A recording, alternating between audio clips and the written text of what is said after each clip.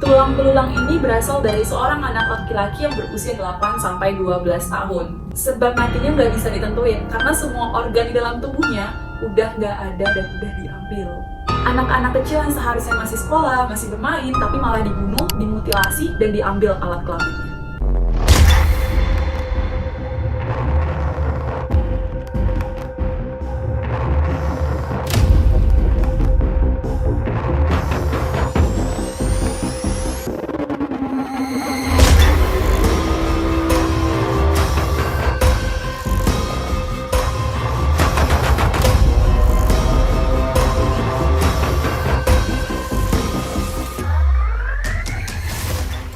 Hai, it's me Suci Nur Hafila. Welcome back to my channel. Di sini aku bakal ngebahas kasus kriminal yang dialami oleh orang biasa yang berada di sekitar kita. Buat kalian yang menyukai kasus kriminal, jangan lupa klik tombol subscribe dan hidupin lonceng untuk dapetin notifikasi video terbaru.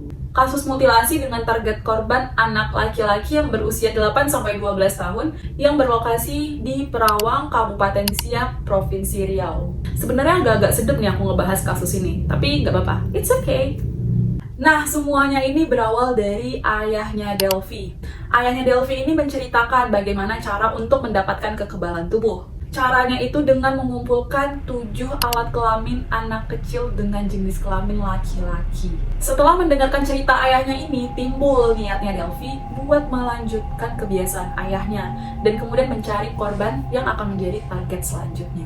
Korban pertama, hari Minggu tanggal 29 Juni tahun 2014. Delvi pergi nemuin Supian, kawannya, dan ngajak Supian buat nyari anak kecil untuk dipotong alat kelaminnya. Delvi ngomong gini nih ke Supian, "Pian, mau nggak kau cariin burung anak-anak? Kalau ada yang mau beli, harganya 500.000. Supian heran dong, terus nanya ke Delvi, "Kenapa burung anak-anak?" Terus Delvi ngejawabnya santai, karena cuma itu yang bapak-bapak mau.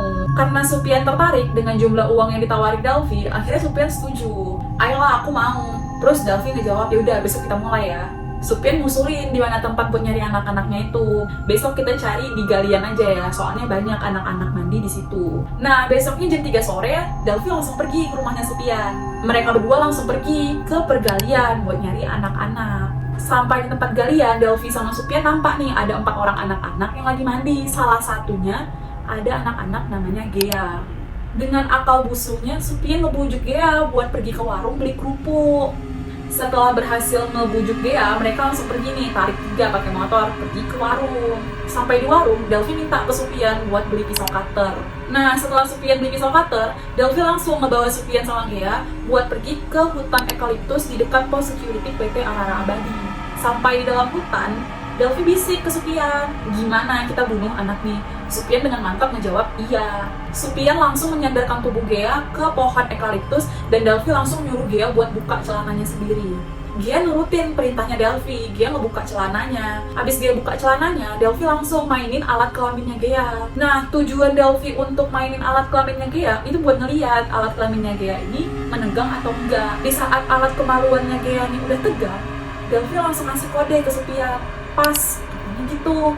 Karena dikasih kode pas, Supian langsung melilitin jaketnya ke leher Gea, terus ditariknya sampai lah Gea meninggal. Gea udah nggak bernafas, Delvi langsung ngebaringin tubuh Gea di tanah dan nyuruh Supian buat ngepotong alat kelaminnya Gea. Kemaluan Gea dipotong dan dimasukin langsung ke dalam plastik. Pisau cutter yang digunain untuk motong alat kelaminnya Gea itu langsung dilempar ke dalam hutan eukaliptus. Sebelum ninggalin mayat Gea itu di hutan, Delvi sama Supian ini nutupin mayat Gea cuma pakai daun-daun kering. Sekitar jam 6:30 malam, Delvi sama Supian langsung pergi ke rumahnya Ira buat nyerahin kantong plastik yang berisikan alat kelamin Gea tadi untuk direbus. Nah, rebusan alat kelaminnya itu nanti akan dikasih ke bos sebagai obat. Hari Jumat tanggal 18 Juli 2014, Delvi sama Supian pergi keluar jalan-jalan pakai motor di daerah Bunut, Perawang. Waktu mereka lagi jalan-jalan, mereka nampak ada 3 orang anak laki-laki lagi mancing di parit-parit pasar. 3 orang anak kecil ini namanya Madeva, Daud, sama Mawar. Muncul nih niat jahat Delvi. Delvi nanya ke Supian,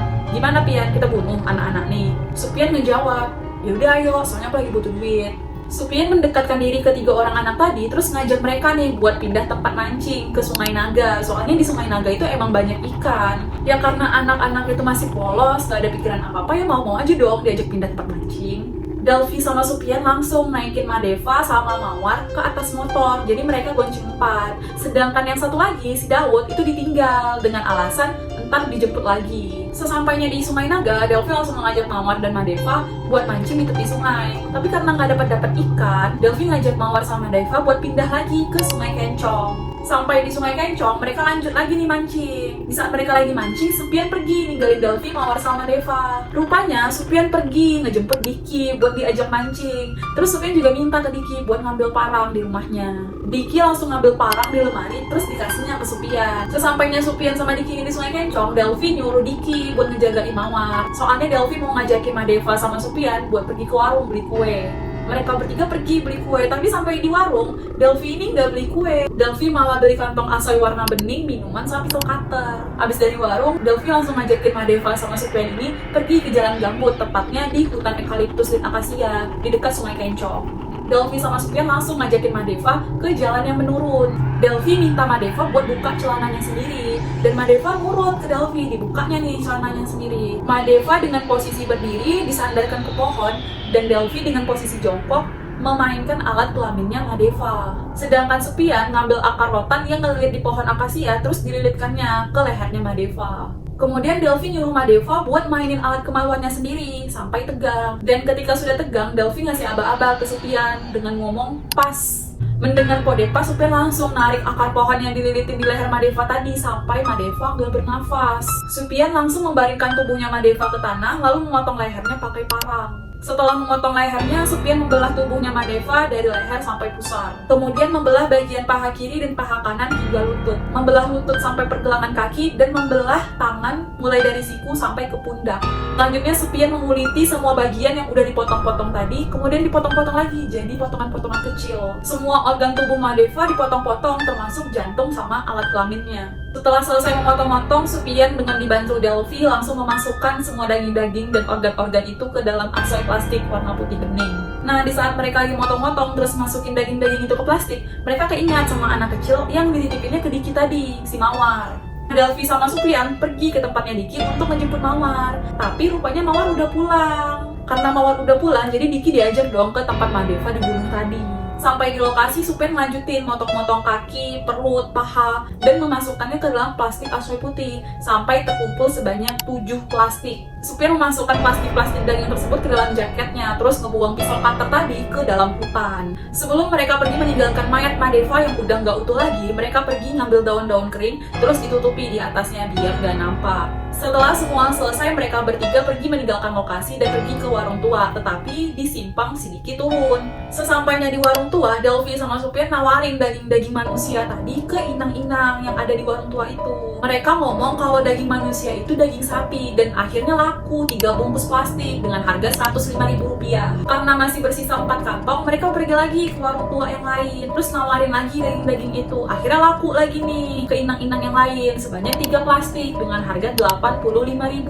Setelah 6 plastik laku, berarti sisanya 1 plastik. Mereka langsung pergi ke rumahnya Ira dan ngasih 1 plastik daging itu ke Ira, terus nyuruh Ira buat ngerebusnya. Pembagian hasil penjualan daging manusia itu dibagi-bagi antara Supian dan Delvi. Delvi mendapatkan Rp75.000, sedangkan sisanya untuk Supian. Nah, selanjutnya korban ketiga, tanggal 14 Agustus 2013, jam 6 sore. Delvi pergi ke Pasar Bunut ngejemput Randy untuk diajak main ke rumahnya. Sampai di rumah, istrinya Delvi yaitu Dita nanyain ke Delvi, itu siapa? Ngapain dibawa ke rumah? Delvi ngejawab kalau Randy itu anak temennya dan diajak ke rumah itu cuma buat main-main. Gak lama main-main di rumah, Delvi ngajak Dita buat ngajakin Randy pergi jalan-jalan sore. Tapi Dita nolak karena ngerasa capek. Akhirnya Delvi berhasil ngebujuk Dita buat pergi jalan-jalan sore. Mereka bertiga pergi nih ke kedai. Terus di tengah jalan Delvi ngomong ke Dita, "Dek, mau nggak praktekin cara membunuh si Randy?" Dita terkejut dong, terus ngejawab nggak mau. Tapi Delvi maksa, terus ngomong, "Udah jangan banyak cerita, ikut aja." Ya mau nggak mau, Dita mengikuti ajakan suaminya. Sampai di kedai, Delvi beli air mineral sama pisau cutter. Setelah membeli itu, mereka melanjutkan perjalanan buat pergi ke kuburan. Dita nanya ke Delvi buat apa pergi ke kuburan. Delvi ngejawab kalau mau ngeliat makam kedua orang tuanya. Nah, sampai di kuburan, Delvi pergi ke semak-semak, mau buang air kecil, tapi minta ditemani sama Dita. Dita awalnya nolak ajakannya si Delvi buat ke semak-semak, tapi akhirnya ikut juga. Sampai di dalam semak-semak belukar itu, Dita nanya ke Delvi, ngapain di sini? Delvi langsung nyuruh Dita diam. Delphi nyuruh anak kecil tadi, si Randy, buat berdiri di antara rumput-rumput ilalang. Kemudian Delphi nyuruh Dita buat buka celananya si Randy. Dita heran dong, terus nanya ke Delphi buat apa dibuka celananya. Bukannya si Delphi ini ngejawab pertanyaan Dita, tapi Delphi tetap juga masih nyuruh-nyuruh Dita buat ngebuka celananya. Karena Dita nggak mau, akhirnya Delphi sendiri nih yang buka celananya si Randy. Setelah celana Randy terbuka, Delphi nyuruh Dita buat memainkan alat kelaminnya Randy. Tanpa penolakan, Dita memainkan alat kelaminnya Randy. Gak lama setelah itu, Randy disuruh sama Delphi buat duduk di atas tanah. Sedangkan Dita disuruh Delphi untuk melilitin celana ke lehernya si Randy. Karena disuruh ngebunuh Randy, Dita nolak perintahnya Delphi. Tapi di situ Delphi ngancam kalau nggak mau, leher Dita yang bakal dililit. Takut dengan ancaman, Dita langsung narik lilitan yang di lehernya Randy sampai Randy berbaring. Secara bersamaan, Delphi juga langsung menindih tubuhnya Randy dan menutup mulutnya sampai Randy nggak bisa bernafas. Nah, setelah itu Delphi langsung ngasih pisau cutter ke Dita dan nyuruh Dita buat motong alat kelaminnya Randy. Dita langsung memotong alat kelaminnya Randy dan Delphi langsung mengambil alat kelaminnya dan dibawa pulang. Sama seperti korban-korban sebelumnya, pisau cutter dibuang ke dalam hutan dan mayat korban ditutupi dengan rumput-rumput ilalang ataupun daun-daun kering. Pada 6 Agustus 2014, jasad Randy ditemukan di lokasi pembunuhan dengan kondisi yang hanya tersisa tulang belulang saja. Muhammad Delphi berakhir di persidangan dengan terbukti secara sah dan meyakinkan bersalah, melakukan tindak pidana turut serta melakukan pembunuhan berencana dalam beberapa kejahatan, dan dipidana dengan hukuman mati sesuai dengan pasal 340 KUHP. Jangan lupa komentar di video ini karena aku bakalan nunggu requestan kalian untuk kasus apa lagi yang bakalan suruh aku bahas di next video selanjutnya. Jangan lupa subscribe karena aku nggak sabar buat ketemu kalian lagi. Bye-bye!